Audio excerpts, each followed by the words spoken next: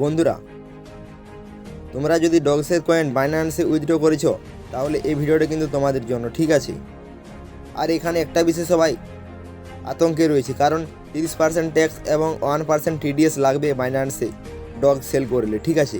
তো আজকের এই ভিডিওটিতে দেখব যে কোন এক্সচেঞ্জে ডগ সেল করলে আপনি প্রফিট পাবেন এবং বাইন্যান্সে সেল করবে নাকি অন্য কোনো এক্সচেঞ্জে সেল করবে সেটা দেখব, ঠিক আছে।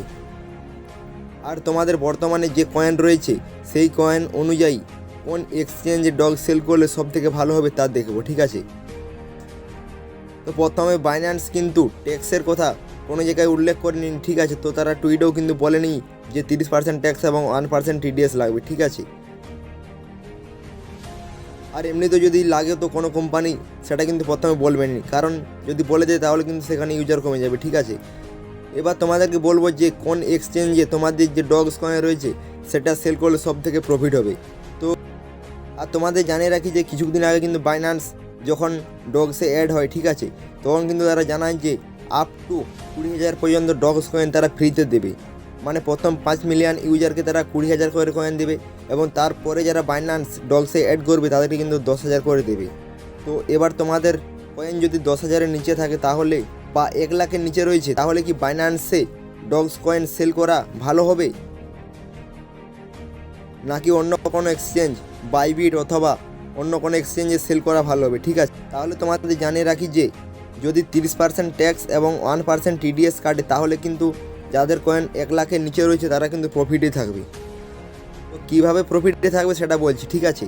কারণ আপনি যদি বাইন্যান্স এক্সচেঞ্জে ডগসের কয়েন তুলেন তাহলে এমনিতে 20,000 কয়েন কিন্তু পাবেন, ঠিক আছে। তো সেটা ট্যাক্স হিসাবে কেটে গেলেও তোমাদের কিন্তু আসল যে কয়েন সেটা কিন্তু রয়ে যাবে। আর যাদের 1,000 কিংবা 10,000-এর মধ্যে কয়েন রয়েছে তাদেরকে বলবো যে তোমরা কিন্তু বাইন্যান্স ছাড়া অন্য কোনো এক্সচেঞ্জে সেল করবে না। ধরুন কারো যদি 8,000 কয়েন রয়েছে, ঠিক আছে, সে যদি বাইন্যান্স এক্সচেঞ্জে সেল করে ডগসের কয়েন তাহলে কিন্তু সে 20,000 এক্সট্রা পাচ্ছে, মানে সে কিন্তু 28,000 কয়েন পাচ্ছে।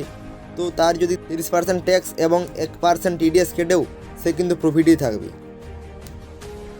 এছাড়া যাদের 1 লাখের উপরে কয়েন রয়েছে তাদের ক্ষেত্রেও বাইন্যান্স এক্সচেঞ্জে সেল করাটাই বেটার হবে এবং যাদের 1 লাখের নিচে কয়েন রয়েছে তাদের ক্ষেত্রেও কিন্তু বাইন্যান্সে সেল করাটাই প্রফিট হবে, কারণ 30% ট্যাক্স এবং 1% TDS কেটে গেলেও সে কিন্তু প্রফিটই থাকবে, ঠিক আছে।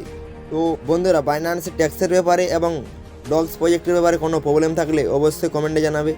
আর যারা এখন আমাদের টেলিগ্রাম চ্যানেলে জয়েন হওনি তারা ডিসক্রিপশন বক্সে লিঙ্কে গিয়ে টেলিগ্রাম চ্যানেলে জয়েন হয়ে যাও। ধন্যবাদ।